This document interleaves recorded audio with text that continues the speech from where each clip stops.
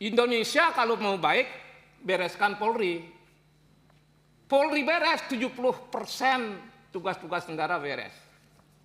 Maka penting sekali ada program Pak Kapolri dan jajarannya ini memperkuat Wasidik, memberikan wibawa, memberikan kewenangan. Apa sih fungsi Kompolnas yang utama? Kecintaan kami Komisi 3 kepada Polri nggak usah diragukan.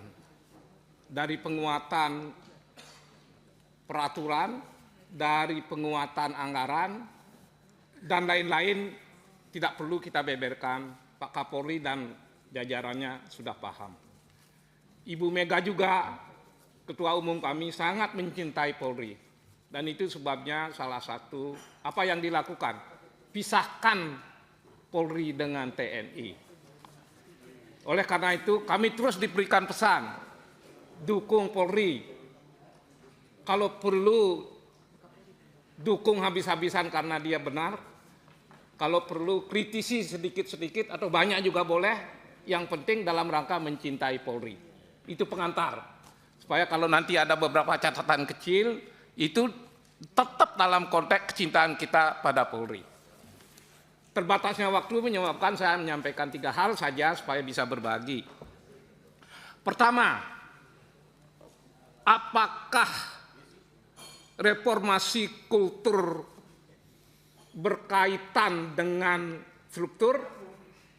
Kita semua tahu, memang tidak bisa dipisahkan. Tapi kami sudah memutuskan reformasi adalah tentang kultur. Walaupun nanti ada berhimpitan, itu bagian dari kultur. Reformasi kultur semacam apa yang kita inginkan? Sebagai informasi Pak Kapolri, kami sudah mengundang banyak sekali narasumber atas kebijakan ketua. Untuk apa? Kami sedang membentuk panja aparat penegak hukum termasuk di dalamnya Polri. Lalu yang pertama kami titipkan adalah jam 2 pagi tadi kami menerima WA karena begitu pentingnya pertemuan dengan Kapolri. Reformasi kultur tidak akan berhasil kalau dia tidak menekankan pada masalah HAM, demokrasi, kemanusiaan, melindungi masyarakat, bersahabat dengan masyarakat, dan seterusnya. Seperti yang Bapak sering sudah saya katakan. Tapi penting, menggarami lautan itu tidak salah. Mengajari ikan menyelam juga tidak salah katanya. Karena urusan Bapak banyak, harus berulang kali diingatkan Pak.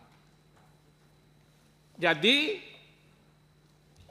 reformasi kultur ini tidak bisa mengabaikan HAM, tidak bisa mengabaikan demokrasi, haruslah manusiawi, haruslah melindungi masyarakat, harus bersahabat dengan masyarakat.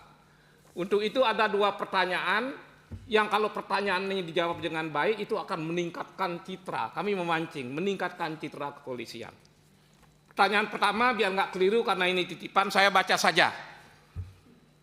Bagaimana implementasi surat edaran Kapolri nomor SE 22 Romawi 2021 tentang kesadaran budaya beretika untuk mewujudkan ruang digital Indonesia yang bersih, sehat, dan produktif, serta keberadaan virtual police benar-benar memprioritaskan sisi edukasi, persuasi, dan mediasi dalam menangani kasus-kasus yang berkaitan dengan kebebasan berekspresi dan berpendapat, serta melindungi HAM dan demokrasi. Itu pertanyaan pertama berkaitan kultur. Pertanyaan yang kedua, ini masih titipan, jam 2 pagi kami diberikan WA-nya. Dalam konteks konflik agraria maupun sumber daya alam, polisi seringkali berada dalam posisi dilematis, sering sulit dan sering mendapat sorotan. Lalu bagaimana langkah Polri untuk memastikan pengamanan konflik agraria yang dilakukan aparat kepolisian senantiasa mengedepankan pendekatan humanis, prinsip-prinsip HAM, mengupayakan hal-hal yang bersifat preventif dan persuasif. Itu 2 mengenai kultur. Pengawasan Saya berpijak saja pada apa yang Bapak telah keluarkan tanggal 10 Desember berupa akselerasi transformasi Polri. Saya berpijak di sana aja biar nggak keluar. Maksudnya tidak maksud menguji, kami ingin mendorong butir-butir yang ada dalam akselerasi ini benar-benar nanti terprogram, terwujud nyata, sehingga tidak hanya menjadi slogan dan omong-omong seperti kata orang, tapi akselerasi ini benar-benar berwujud nyata. Kami fokus dulu pada pengawasan sesuai dengan bidang kami. Teman-teman sudah mengutip pasal 20, dan sering saya dinasihati oleh ketua saya, agar fokus dan maksimal di bidang pengawasan karena itu tugas kita. Jika mencintai Polri, cintailah dengan cara memberikan pengawasan, membuat dia kuat dan terkontrol. Pak Kapolri, di buku yang Bapak bikin ini cukup banyak bicara tentang pengawasan. Misalnya, ada 7 poin tentang program reformasi Polri. Bapak menaruh di butir ketiga. Pengawasan itu sama ternyata pemahaman Komisi 3 dengan Bapak. Penting banget. Ada tulisan yang saya baca, Indonesia kalau mau baik, bereskan Polri.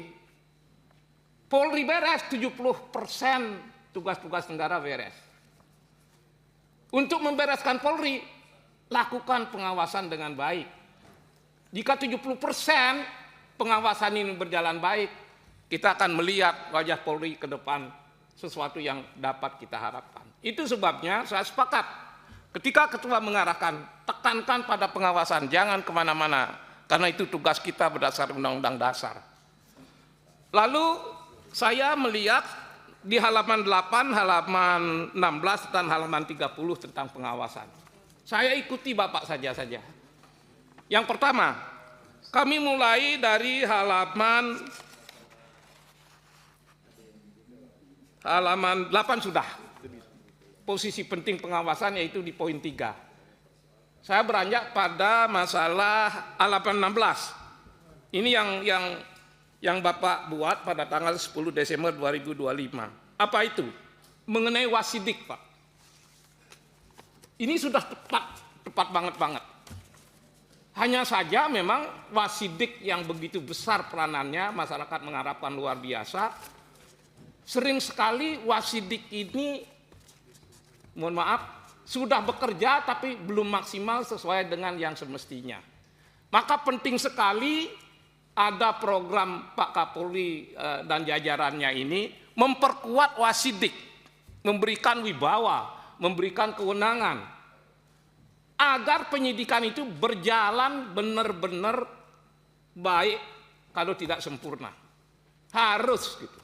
Jangan ada nanti penyidik yang di daerah-daerah tidak mendengar wasidik, tapi mau menetapkan tersangka tidak berani karena harus minta izin sama Direktur Krim misalnya. Pasti Bapak bisa menangkap maksud saya. Tanpa data dan pengalaman tidak mungkin saya bicara begini. Itu artinya wibawa wasidik dari daerah sampai ke pusat perlu ditingkatkan. Saya tidak akan meragukan konsep ini. Tapi kalau konsep ini tidak dibuatkan SOP, tidak dibuatkan program, tidak ada pembinaan yang baik, tidak ada seleksi yang ketat tentang wasidik, apa yang Bapak tulis di halaman 16, jangan-jangan tidak maksimal bahkan bisa meleset. Yang berikutnya di halaman 30 masih tentang pengawasan. Saya bersetuju saja dengan konsep-konsep yang sudah ada. Saya ingin menekankan salah satu pengawasan penting ketika kita belum bisa berharap karena dia manusia juga, dia propam, dia inspektorat, yang diperiksa saudara-saudaranya juga. Jadi kalau kita terlalu fokus pada masalah intern, boleh. Jika kita ingin mengharapkan pengawasan intern meningkat dan maksimal, bagus sekali. Tapi pengawasan intern kadang-kadang lebih efektif. Karena dia tidak punya hubungan langsung dalam kehidupan sehari-hari. Apa itu?